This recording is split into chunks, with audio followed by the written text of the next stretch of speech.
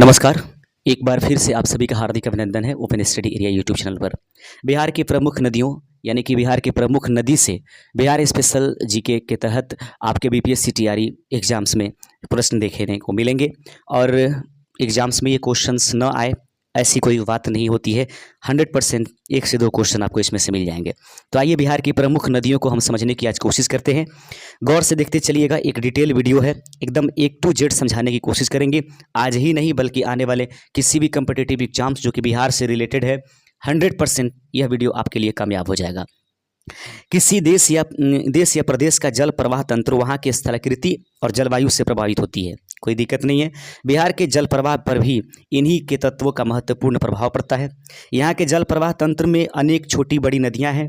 मुख्य नदी गंगा है जो राज्य के मध्य भाग में पश्चिम से पूरब की ओर प्रवाहित होती है। एक एक करके सभी नदियों के बारे में हम लोग देखेंगे, घबराइए नहीं।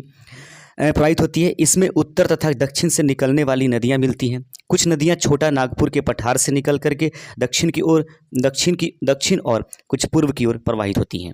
तो सबसे पहले प्रवाह क्षेत्र के आधार पर नदियों का वर्गीकरण करते हैं। तो प्रमुख नदियाँ कौन कौन सी होंगी? तो जल प्रवाह तंत्र को दो वर्गों में बिहार में विभक्त किया जाता है। ठीक है, यानी कि बिहार की जो नदियाँ होंगी वह दो वर्गों में विभाजित की जाएंगी। एक वे नदियाँ जो गंगा में उत्तर से आकर के मिलती हैं, ठीक है, इसको हम लोग हिमालयी नदी के नाम से भी जानते हैं। ठीक है, इस बात को ध्यान रखिएगा, उत्तर से मिलने वाली नदियों को हिमालयी नदी, जबकि कुछ नदियाँ होती है गंगा में पठारी भाग से आकर के मिलती है, यानी कि दक्षिण भारत की यानी कि दक्षिण की नदियाँ। ठीक है, तो गंगा की नदियाँ होती हैं और उसके पठारी क्षेत्र की नदियाँ, हिमालय की नदियाँ होती हैं और उसके पठारी क्षेत्र की। तो गंगा में उत्तर से आकर के मिलने वाली नदियाँ यानी हिमालयी क्षेत्र की नदियाँ कौन कौन सी है? सरयू, अजय, किऊल, उसके बाद गंडक, बूढ़ी गंडक और उसके बाद कमला, बलान, बागमती, कोसी तथा महानंदा। वहीं पर अगर बात करें गंगा में पठारी भाग से आकर के मिलने वाली नदियाँ, सोन हो जाएगी, उत्तरी कोयल हो जाएगी, पुनपुन हो जाएगा, चानन हो जाएगा, फल्गु, शंकरी, पंचाने तथा कर्मनासा। इस अजय को हटा दीजिएगा। ठीक है, उसके बाद देख लेते हैं। आइए सबसे पहले हम लोग गंगा नदी का विस्तृत अध्ययन कर लेते हैं। गंगा नदी को देख लीजिएगा। गंगा नदी की संपूर्ण लंबाई भारत में कितनी है? 2525 किलोमीटर। सबसे लंबी नदी भारत की यही है। बिहार की भी सबसे लंबी नदी गंगा ही है, लेकिन बिहार में इसकी लंबाई 445 किलोमीटर है। बिहार में जल ग्रहण क्षमता जो इस गंगा नदी का है वह 15,165 वर्ग किलोमीटर है। उद्गम स्थल यानी गंगा नदी कहाँ से उद्गम होती है यानी कहाँ से यह उत्पन्न होती है? तो गंगोत्री हिमनद का गोमुख यानी उत्तराखंड से। तो गंगा नदी का उद्गम स्थल गंगोत्री हिमनद के गोमुख उत्तराखंड से होती है। मुहाना कहाँ है यानी कि कहाँ पर जाकर गिरती है? तो बंगाल की खाड़ी में जाकर के यह गिरती है। अगला है कि गंगा नदी बिहार के मध्य भाग में पश्चिम से पूरब की ओर प्रवाहित होती है। ये बिल्कुल याद रखिए, गंगा नदी बिहार में यानी कि मध्य भाग में पश्चिम से पूरब की ओर प्रवाहित होती है। यह नदी उत्तर प्रदेश से बिहार के बक्सर जिला में चौसा के पास प्रवेश करती है। तो बिहार के बक्सर जिला के चौसा एक स्थान है, वहाँ पर आकर के बिहार में प्रवेश करती है गंगा नदी। इस क्षेत्र में गंगा में गंडक, सरयू और कर्मनासा नदी बिहार और उत्तर प्रदेश की सीमा रेखा का निर्धारण करती है। तो कौन कौन सी नदियाँ हैं जो आकर के मतलब बिहार और उत्तर प्रदेश के साथ आकर के सीमा बनाती है? गंगा, गंडक, सरयू और कर्मनासा। ठीक है, इसमें उत्तर दिशा से यानी कि बाएं तट से कौन कौन नदियां आकर के मिलती हैं? तो बाएं तट से कि गंगा में मिलने वाली नदियां घाघरा, गंडक, बागमती, बलान, बूढ़ी गंडक, कोसी, महानंदा और कमला नदी आकर के मिलती है। जबकि दक्षिण दिशा से यानी कहें कि पठारीय क्षेत्र से कौन आती है? सोन नदी सबसे पहले, कर्मनासा, पुनपुन, किऊल आदि नदियां आकर के मिलती हैं। प्रमुख नदियों में सर्वप्रथम बिहार क्षेत्र में गंगा में सोन नदी दानापुर से 10 किलोमीटर पश्चिम में मनेर के पास आकर के मिलती है। यह क्वेश्चन पूछा गया था कि बताइए गंगा नदी सोन नदी बिहार में गंगा में कहाँ मिलती है? तो दानापुर से 10 किलोमीटर मनेर एक स्थान है, वहाँ पर आकर यह गंगा में मिलती है सोन नदी। अमरकंटक की पहाड़ियों से निकलने वाली यह सोन नदी आकर के गंगा में मिलती है। गंगा नदी बिहार एवं झारखंड के साहेबगंज जिले के साथ सीमा रेखा बनाती है। तो झारखंड और ये जो आपके अपना बिहार है, इन दोनों के बीच में जो सीमा रेखा बनाने का काम करती है गंगा नदी, वो किस स्थान पर करती है? साहेबगंज के स्थान पर। ठीक है, कहता है कि गंगा अपने यात्रा के क्रम में बक्सर, भोजपुर, सारण, पटना, वैशाली, समस्तीपुर, बेगूसराय, खगड़िया, मुंगेर, भागलपुर, कटिहार आदि जिले में प्रवाहित करती है। यानी कुल मिलाकर के 12 जिले ऐसे हैं बिहार के जो गंगा के तट पर उपस्थित हैं। ठीक है, उसके बाद आप लोग ध्यान रखिएगा, घाघरा नदी के किनारे जो है यह छपरा उपस्थित है। गंडक के किनारे आपके पास से मुझे लगता है कि वैशाली और उसके बाद पटना जो है वो गंगा नदी के किनारे है। घाघरा नदी देख लेते हैं, दूसरी नदी बिहार की सबसे इंपॉर्टेंट है घाघरा नदी।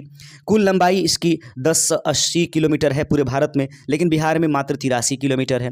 बिहार में जल ग्रहण क्षमता 2995 वर्ग किलोमीटर है। उद्गम स्थल गुरला मंधाता चोटी के पास नांगा नाफाकू नेपाल से होता है। उसके बाद संगम स्थल कहाँ है, तो संगम ये बिहार के मतलब गंगा नदी में ही आकर के मिल जाती है, छपरा के पास। ठीक है, छपरा के पास घाघरा नदी आकर के मिल जाती है। इस प्रकार के घाघरा नदी के किनारे कौन बसा हुआ है, छपरा। यह बिहार देखेंगे आगे, यह बिहार और उत्तर प्रदेश की सीमा का निर्धारण करती है। अयोध्या तक यह नदी सरयू के नाम से जानी जाती है, फिर इसका नाम घाघरा हो जाता है। यह नदी सारण जिले में छपरा के समीप गंगा में मिल जाती है।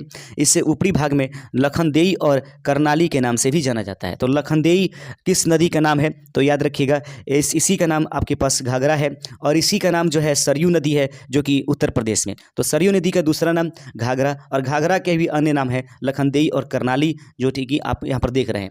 गंडक नदी देख लीजिएगा, अगला नदी है गंडक नदी।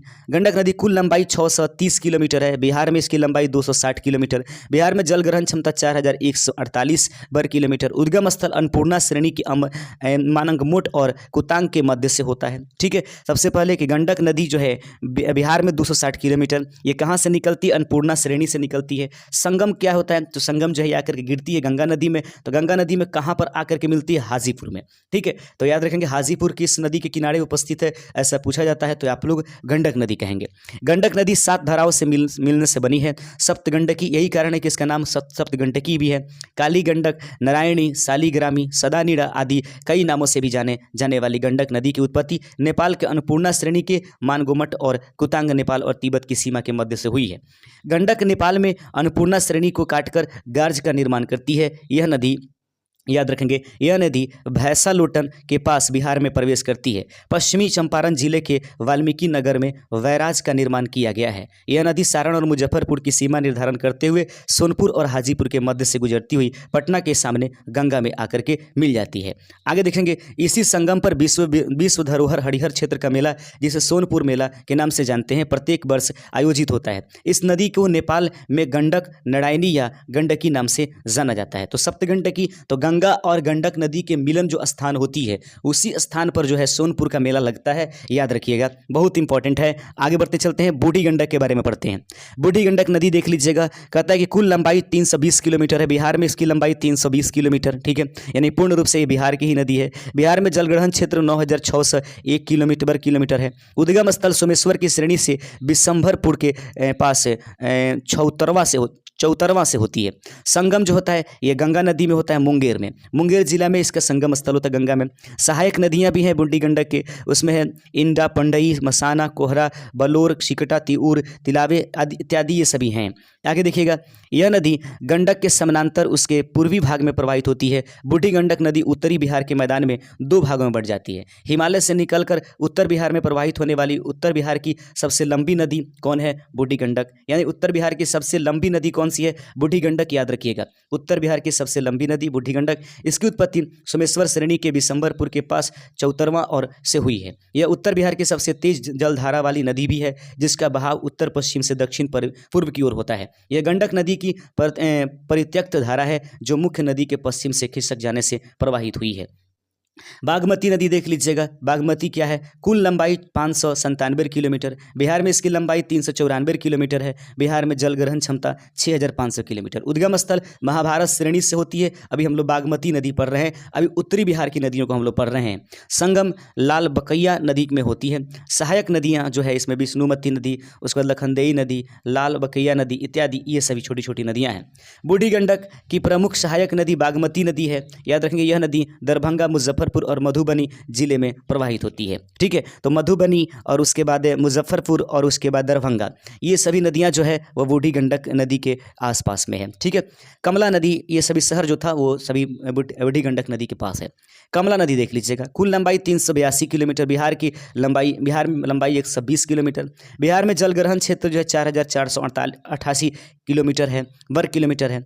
उद्गम स्थल महाभारत श्रेणी से होती है। आगे देखते जाएंगे, कमला नदी नेपाल की महाभारत श्रेणी से निकलकर तराई क्षेत्र से प्रवाहित होती है। बिहार के में जयनगर, मधुबनी में प्रवेश करती है। मिथिला क्षेत्र में इसे गंगा के समान पवित्र माना जाता है। तो गंगा के समान पवित्र माने जाने वाली जो नदी है वो कौन सी नदी हो जाएगी? कमला नदी। गंगा की तरह पवित्र माने जाने वाली नदी जो है उत्तर बिहार में कौन मानी जाती है? कमला नदी। ठीक है, इसकी प्रमुख सहायक नदियां हैं।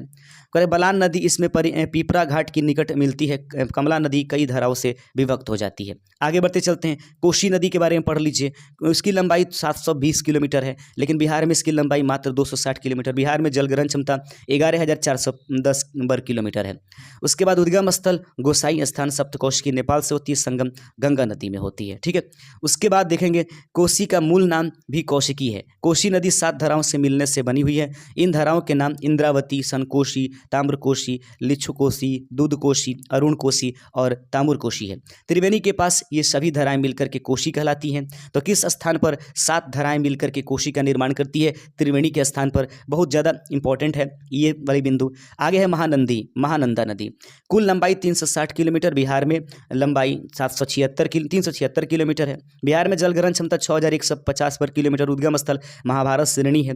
संगम जो होती है इसके गंगा नदी में होती है, मनिहारी कटिहार के पास। ठीक है, आगे बढ़ते चलते हैं। कहता है कि यह उत्तरी बिहार के मैदान में प्रवाहित होने वाली पूरब की नदी है। कई स्थानों पर यानी कि सबसे पूर्वी नदी बिहार की उत्तर पूर्व का नदी कौन सी है? महानदी। याद रखें, महानंदा। ठीक है, महानंदा नदी को समझेंगे। सीमा रेखा कहता है कि बिहार और बंगाल के साथ सीमा रेखा का निर्धारण और हिमालय से निकलकर बिहार के पूर्णिया और कटिहार जिले में प्रवाहित होती है। तो बंगाल और बिहार के बीच में सीमा रेखा का निर्धारण कौन सी नदी करती है? तो याद रखेंगे उस नदी का नाम महानंदा नदी हो जाएगा। उम्मीद करते हैं कि ये सभी बिंदु आपको समझ में आ रहा होगा। सोन नदी है, तो कुल लंबाई 780 किलोमीटर, बिहार में लंबाई 202 किलोमीटर। बिहार में जलग्रहण क्षमता 15,820 किलोमीटर है वर्ग किलोमीटर। उसके बाद उद्गम स्थल अमरकंटक की चोटी मध्य प्रदेश से होती है। संगम इसका गंगा में दानापुर से 10 किलोमीटर दूर मनेर एक स्थान पर होती है। ठीक है, इसमें ज़्यादा इंपॉर्टेंट नहीं है, इसको छोड़ दीजिए। आगे बढ़ते चलते हैं। फल्गु नदी को देख लीजिए। फल्गु नदी क्या कहता है, इसको समझना जरूरी है। तो कहता है कि फल्गु नदी 235 किलोमीटर, उद्गम स्थल उत्तरी छोटा नागपुर पठार से होती है। तो उत्तरी छोटा नागपुर पठार से कौन निकलता है? फल्गु नदी। संगम गंगा नदी टाल क्षेत्र में होती है। ठीक है, उसके बाद इसकी मुख्य धारा निरंजना कहलाती है। इसको याद रखेंगे, फल्गु नदी का दूसरा नाम पहले निरंजना भी था। ठीक है, बोध गया के पास इसमें मोहाने नामक नदी मिलती है। मोहाने के मिलने के बाद ही इसे फल्गु नदी का नाम से जानते हैं। तो बताइए कौन से मोहाने नामक नदी, कौन से नदी के मिलने के बाद जो निरंजना नदी होती है उसका नाम फल्गु हो जाता है? तो याद रखेंगे मोहाने के पास नामक बोध गया के पास मोहाने नामक नदी, याद रखेंगे बोध गया के पास मोहाने नामक नदी मिलने की वजह से और उसके बाद इसका नाम फल्गु नदी पड़ जाता है। ये इंपॉर्टेंट था। पुनपुन नदी देख लीजिए। कुल लंबाई 200, बिहार की जलग्रहण क्षमता 7,747 वर्ग किलोमीटर। उद्गम स्थल छोटा नागपुर की पठार है। याद रखिए सभी नदियाँ जो है अब दक्षिण बिहार की नदियाँ हैं। गंगा नदी में इसका फतुहा के पास इसका संगम होता है। अजय नदी जो होती है कुल लंबाई 288 किलोमीटर है। उद्गम स्थल बटवाड़ से होती है गंगा नदी में, पश्चिम बंगाल में ये जाकर के मिल जाती है। उसके बाद कर्मनाशा नदी, ये कर्मों का नाश करने वाली है।